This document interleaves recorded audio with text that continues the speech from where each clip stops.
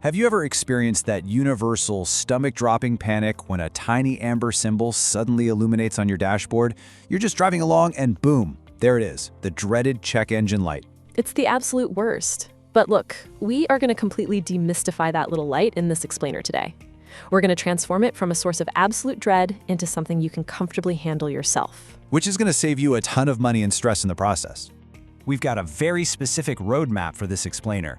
We're hitting the $100 gas cap, choosing your diagnostic tool, decoding check engine codes, and solid versus flashing lights. Then we'll cover 7 common diagnostic mistakes and wrap it all up with the final verdict. We're covering everything from finding the port to avoiding those crazy mechanic upsells. Section 1. The $100 gas cap.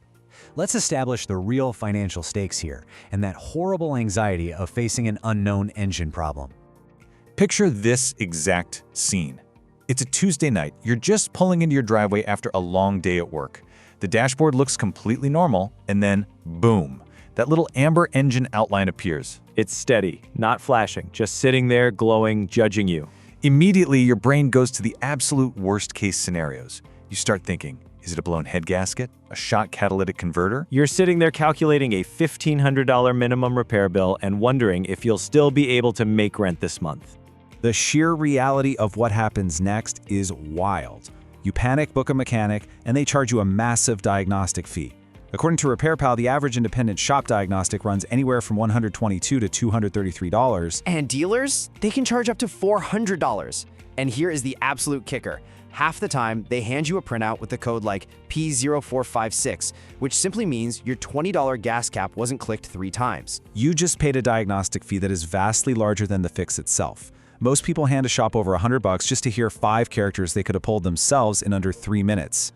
Section 2. Choosing your diagnostic tool. Let's see how you can get those 5 characters yourself. Because since 1996, every single car and light truck sold in the US has an OBD2 port. Your car already knows what's wrong, you just need to know how to ask it. Accessing this information is a literal 4-step physical process. First, find the port. It's on the driver's side, under the dash, usually within a foot or 2 of the steering column. Look up toward the bottom of the dash panel for a trapezoid-shaped 16-pin connector. Step 2, plug your scanner in while the engine is off. Step 3, turn the key to the on position so the dash lights up, but the engine is absolutely not running. Finally, step 4, read the codes on your device. It is incredibly simple. Before you buy anything, you need to know there are 2 main paths here, the budget-conscious path and the enthusiast path. If you need an answer immediately and have exactly $0, walk into an AutoZone or an Advanced Auto Parts, they will pull your code for free. But if you want your own tool to keep forever, which honestly pays for itself the very first time you use it, you're looking at spending either around $20 for a basic handheld or stepping up to a $100 plus Bluetooth tool that provides live data and actual repair reports. For the budget path, we have tools like the Ancel AD310. It sits right around $20 to $25. It's powered by the car, it has a built-in library, and it clears codes. It's the perfect glove box tool with no subscriptions and absolutely no drama. Now for the enthusiast premium tier, you've got the BlueDriver Bluetooth Pro, sitting between $90 and $120. Yes, it's pricier, but it reads ABS, airbags, and TPMS, your tire pressure monitors. The killer feature? It gives you repair reports pulled from actual verified fixes, not just wiki guesses. And the best part? Is there are no annual subscription fees to trap you. Section 3. Decoding check engine codes. So, you've plugged in your tool, and a mysterious code pops up on the screen. Let's translate those 5-character codes so you aren't just furiously Googling blind at midnight. These codes are actually incredibly simple to read once you know the anatomy. Every OBD2 code is 1 letter and 4 characters. The first letter tells you the system. P means powertrain, which covers engine, transmission, and emissions. That's almost every check engine light you'll ever see. The second character, a 0, means it's a generic code shared across all brands.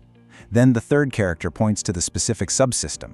A 3 leans toward ignition and misfires, while a 4 points to emissions, like your catalytic converter or your evap system, which controls fuel vapors. So when you see a P0302, you instantly know it's a cylinder misfire. And a P0420 tells you it's an emissions issue. Breaking it down like this prevents you from just throwing expensive parts at a problem. Beyond just the code, there's a feature on your scanner called freeze frame. And this is the underrated hero of diagnostics. When your check engine light comes on, the car's computer snaps a photo of the exact conditions at that very millisecond. It records your speed, engine load, temperature, and fuel trims. Why does this actually matter? Because a code that triggered at 38 degrees on a cold start while idling tells a vastly different story than one that triggered while you were pulling a heavy load on the highway. This context is exactly what you need to actually diagnose the root problem instead of just guessing. Section 4. Solid versus flashing lights. Now, I need to pause here for a critical pattern interrupt.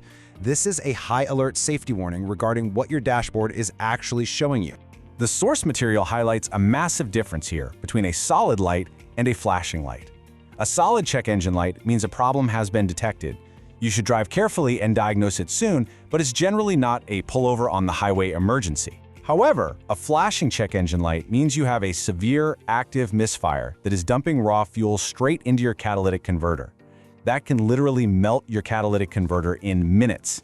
If it flashes, ease off the throttle, find a safe place, and stop driving hard immediately. A $200 tow bill absolutely beats a $2,000 melted exhaust repair. Section 5. 7 common diagnostic mistakes. So having the tool is only half the battle. Even informed drivers run into pitfalls when using them. Let's look at the 7 most common diagnostic mistakes. Let's review these rapidly. 1. The readiness monitor trap. Never clear codes right before an emissions test or you will instantly fail. 2. Don't blindly buy the part named in the code. It could just be a leak somewhere else. 3. Don't ignore pending codes. They are your early warning system. 4 and 5. Avoid cheap $15 mystery Bluetooth dongles and definitely don't leave them plugged in to drain your battery. 6. A free parts store scan is just a starting point, not a full diagnosis. And 7. Don't drive on a solid light for months just because the car feels fine. A failing part will eventually leave you stranded. Section 6. The final verdict. We've covered a lot of ground, so let's transition into our final action plan. Let's find the exact right approach based on your budget and your comfort level with car repairs. If you have immediate needs tonight, go get an AutoZone free scan for $0. If you just want to be prepared and want something ready in your glove box, the Ancel AD310 for $20 to $25 is your best bet. If you plan to keep your car a while and want real repair guidance without paying a subscription, step up to the BlueDriver for $90 to $120.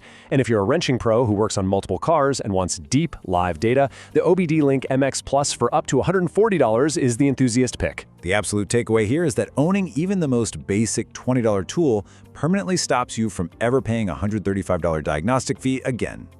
I want to leave you with this empowering quote from the explainer. The light isn't a ransom note anymore. It's a message. Dean, you now have the knowledge and the tools to translate that message yourself. So the next time that little amber engine outline glows on your dashboard, I want you to ask yourself, how much money and anxiety are you going to save now that you're finally